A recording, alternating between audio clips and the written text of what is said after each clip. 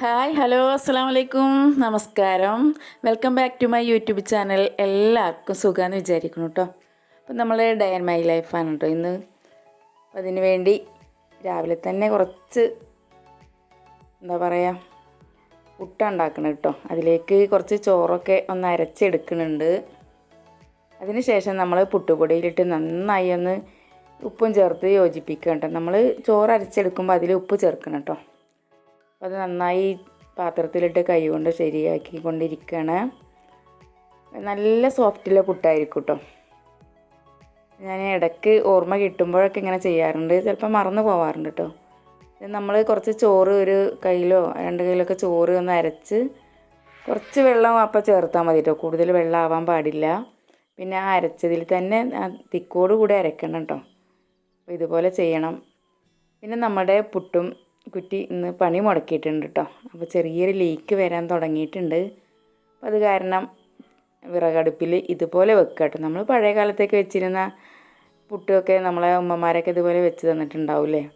പെട്ടെന്നാവാനും ചെറിയ ചെറിയ മക്കളും ജോലികളൊക്കെ തിരക്ക് കൂടുമ്പോൾ ഇതുപോലെ പുട്ടുണ്ടാക്കിയിട്ടുണ്ടാവില്ലേ. അങ്ങനെ പുട്ടുണ്ടാക്കിയതെന്ന് കമൻറ്റ് ചെയ്യണം കേട്ടോ.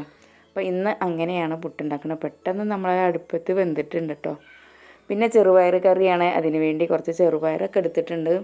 പിന്നെ ചൂട് സമയത്തൊക്കെ ചെറുപയർ നല്ലതാണ്, നല്ല തണുപ്പാണെന്ന് പറയണേ കേട്ടോ. പക്ഷേ എങ്കിലും അധികം ഞാൻ ചെറുപയർ മുളപ്പിച്ചിട്ടും കടല മുളപ്പിച്ചൊക്കെ ഇട്ട് തന്നെ അധികം ഇവിടെ വെക്കാറ്. അപ്പോൾ മുളപ്പിക്കാനൊന്നും സമയം കിട്ടിയില്ല കേട്ടോ. അപ്പം അങ്ങനെ നന്നായി കഴുകി വൃത്തിയാക്കിയിട്ട് അതുകൂടെ നന്നായി അടിപൊളിയായിട്ടുള്ളൊരു ചെറുപയർ കറിയും കൂടി ഉണ്ടാക്കുന്നുണ്ട്.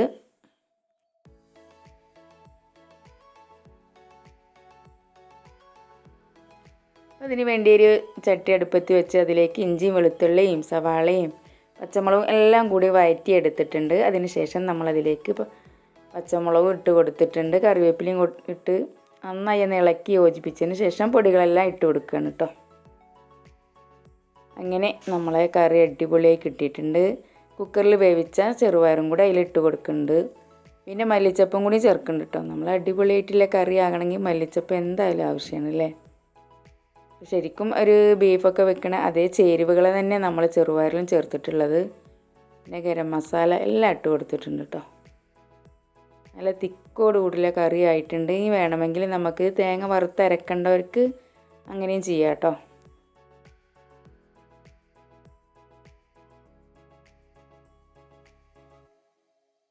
അങ്ങനെ നമ്മൾ ബ്രേക്ക്ഫാസ്റ്റൊക്കെ കഴിഞ്ഞിട്ടുണ്ട്. അതിന് ശേഷം വീടിൻ്റെ ബാക്കിൽ അടിച്ചു വാരലും വിറകെടുക്കലും മഴയൊന്നും വന്നിട്ടില്ല കേട്ടോ. അപ്പോൾ കുറച്ചുകൂടെ എന്താ പറയുക തെങ്ങിൻ്റെ മടലും ഓലയും ഒക്കെ ഉണ്ട്, അതൊക്കെ ശരിയാക്കി കൊണ്ടിരിക്കുകയാണ്. അത് അപ്പോഴാണ് നമ്മളെ മരക്ക ഇങ്ങനെ കയറി വരുന്നുണ്ട് കേട്ടോ. വള്ളി മരവള്ളി കയറിയും കൊണ്ടിരിക്കുന്നുണ്ട്.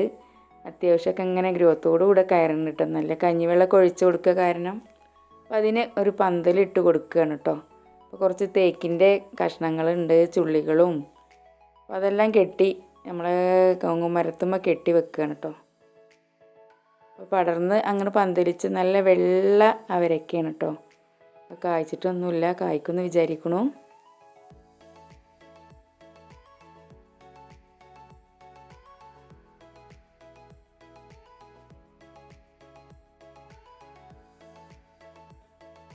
അങ്ങനെ ആ പണിയൊക്കെ കഴിഞ്ഞിട്ടുണ്ട് കേട്ടോ. അതിന് ശേഷം കുറച്ച് ചായ മനസാറിന് ചീര ഒന്ന് എടുത്തിട്ടുണ്ട്.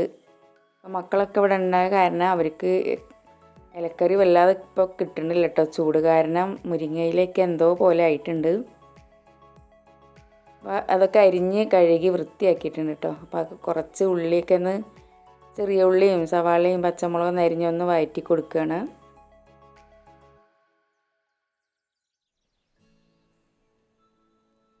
വീഡിയോ ഇഷ്ടപ്പെട്ടാൽ ലൈക്ക് ചെയ്യാനും ഷെയർ ചെയ്യാനും ഒന്നും മറന്നു പോകല്ലേ. ഫ്രണ്ട്സുകൾക്കൊക്കെ ഷെയർ ചെയ്ത് സപ്പോർട്ട് ചെയ്യണം കേട്ടോ. അങ്ങനെ നമ്മളെ അടിപൊളി കറി ശരിയായിട്ടുണ്ട്. തേങ്ങയൊക്കെ വന്ന് അരച്ച് തിക്കോട് കൂടിയുള്ളൊരു ചീരക്കറിയും ശരിയായിട്ടുണ്ട് കേട്ടോ. വീഡിയോ ഇഷ്ടപ്പെട്ടു വിചാരിക്കുന്നു. പുതിയൊരു വീഡിയോ കാണും വരെ എല്ലാവർക്കും എൻ്റെ ഹൃദയം നിറഞ്ഞ നമസ്കാരം.